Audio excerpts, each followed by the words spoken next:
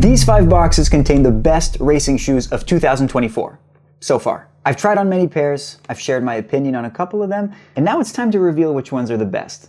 So, without further ado, here are the Supershoe Power Rankings. So a few things to keep in mind before we get started. This ranking is for racing shoes only, as opposed to training shoes. So these shoes have carbon plates in them, they have supercritical foam, and they're not necessarily what you would want for training runs because they have a whole lot of muscle and could potentially get you injured if you wore them every day. These are for races only. We recently did a video about the top 5 training shoes, and so if you're interested in that, feel free to give it a look. It's on the screen right now. Now, as for this video, my goal is to give you suggestions of which racing shoes to buy. But if you already have a pair of racing shoes and they're not on this list and you really like them, don't just go change them. Don't fix what's not broken. But if you're curious and if you're in the market for another pair of racing shoes, this list is a good place to start. As usual, let's do this in dramatic fashion and begin with number 5, the Puma Deviate Nitro Elite 3.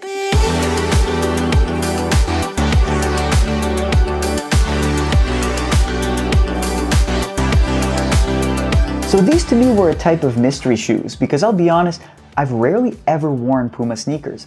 I had typecasted the brand as a sprinting company and I guess I have Usain Bolt to thank for that. But these shoes caught my eye back in January when I watched the US Olympic marathon trials.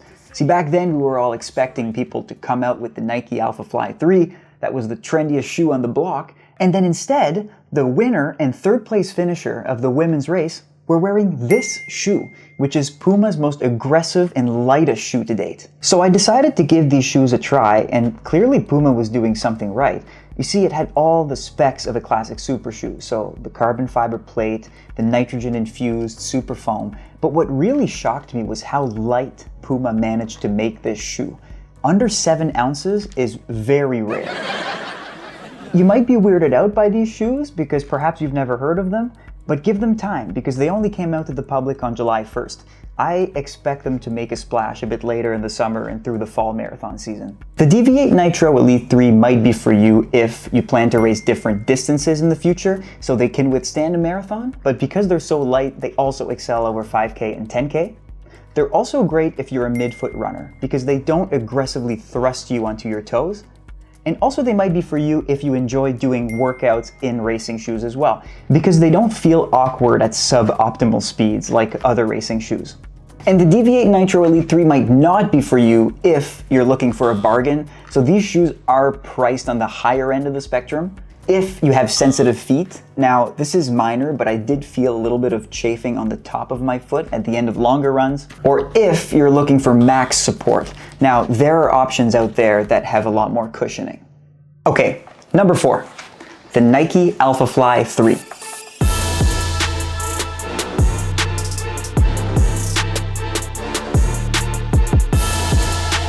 Now, if those Puma racers slid under the radar, these shoes did the exact opposite. They were the most hyped sneakers of all time. Nike released them back in January, 3,800 pairs. They sell instantly, and a part of me gets it. See, these are the shoes that Kelvin Kiptum wore last fall to break the world record in the men's marathon and set a new mark at 2 hours flat. But they're not everybody's cup of tea, and here's why. Come on! They're so big. They have this massive chunk of Zoom X foam, a heavy-duty carbon fiber plate, and even a few Air Zoom pods underfoot for even more bounce. So that's good and bad. I've never worn a shoe with so much power and that propels me off the ground so aggressively. But at the same time, they're so big and even a little bit heavy that they change my stride and I can't fully get comfortable with them. So I love and I hate them at the same time. And I still think Nike deserves the credit for creating a shoe this powerful, but they're not my number 1, as everyone thought they might be. Damn! Though the Nike Alphafly 3 might be for you if you like shoes with a whole lot of muscle, you value durability in a shoe, and want to buy the trendiest running shoe in the world. And meanwhile, the Alphafly 3 is definitely not for you if you're a fan of super light racing shoes, and also if you don't like running on tall platform sneakers. Number 3, the Adidas Adios Pro 3.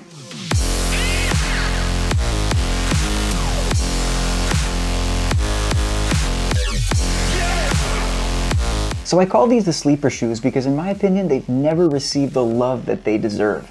They actually came out in late 2022, back when everyone was obsessed with the Nike hype, and now we're overlooking this guy because of its teammate, the Adidas Pro Evo 1, the super light, super elusive racing shoe that all the pros are wearing. More on that later. All the while, I find this to be a super efficient shoe. It's a little lighter than the Alphafly 3, it bounces off the ground almost as hard, and it has more of a close to the ground feeling. You don't feel like you're on stilts with this one. The design was also ahead of its time. The carbon plate with the 3 metatarsal-like phalanges is just so responsive. And overall, the shoe doesn't have any weird rubber or useless blub on the outside. It's just business. They're also Pro Runner approved. These are the shoes that Joycelyn Jepkosgei wore to finish 3rd in the London Marathon in a time of 2:16. And Rosemary Wanjiru also wore these when she finished 2nd in Tokyo. So the Adios Pro 3 might be for you if you like a hard, responsive racing shoe, if you value durability in your sneakers, and if you're a forefoot runner, because these shoes very much propel you onto your toes. And meanwhile, you might want to stay away from them if you want more cushioning in your shoes. Again, these are very hard bouncing off the ground. Or if you want super shoes for workouts and races, because these are so aggressive that they feel awkward if you're running any slower than race pace. Okay, number 2, the Asics Metaspeed Paris.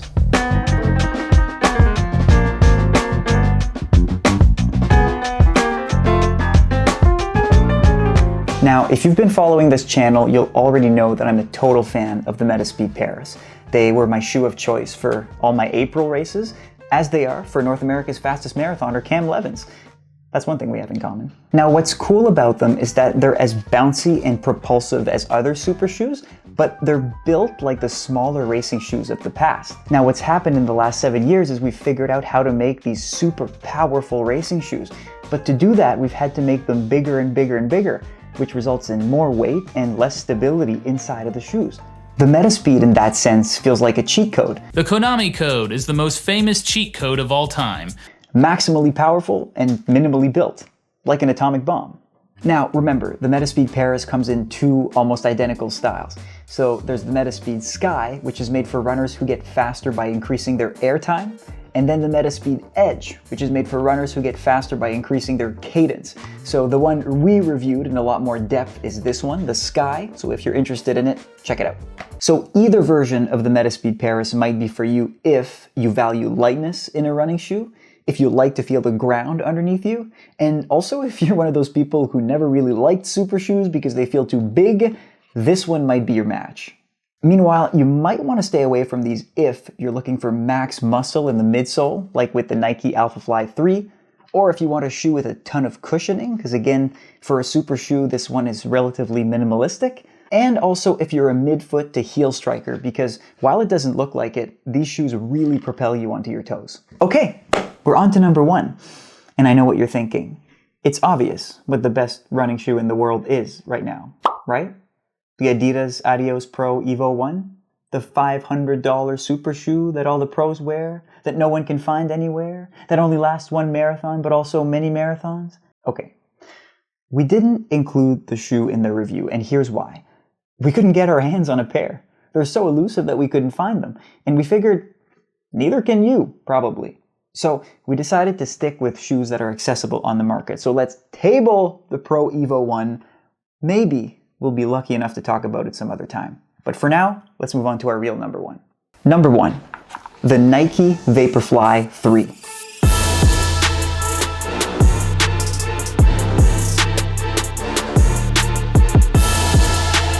Now, in April, I went to Boston and hung around the finish line on the day before the race to ask people what shoes they were planning to wear. And overwhelmingly, they answered. Nike Vaporfly 2. Nike Vaporfly 2s. Nike Vaporfly 2. Nike Vaporfly. Vaporfly 3. What shoes are you wearing on Monday and why? We're not racing. And I wondered, why is everyone wearing the Vaporfly 3 in particular? Why not the Alphafly? Isn't that one supposed to be better? And then I think I realized what happened.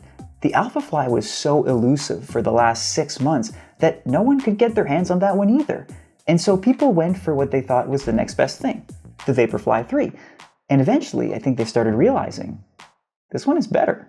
I think what's happening is that a lot of people like to race in Nikes, but also find that the Alphafly 3 is too much shoe. This guy, meanwhile, is like its lean little brother, and I actually like it a lot more. The Vaporfly 3 is built a whole lot like the Metaspeed Paris, and I think that those two shoes, other than the Pro Evo 1, are the two best on the market right now because they best combine lightness and also power. I'm giving this one the edge because it seems to have just a bit more muscle than the Metaspeed Paris. But really, I encourage you to go to the store, try both on to see which ones fit your foot best. What I will say is that I think this is the most popular shoe among casual and elite runners right now.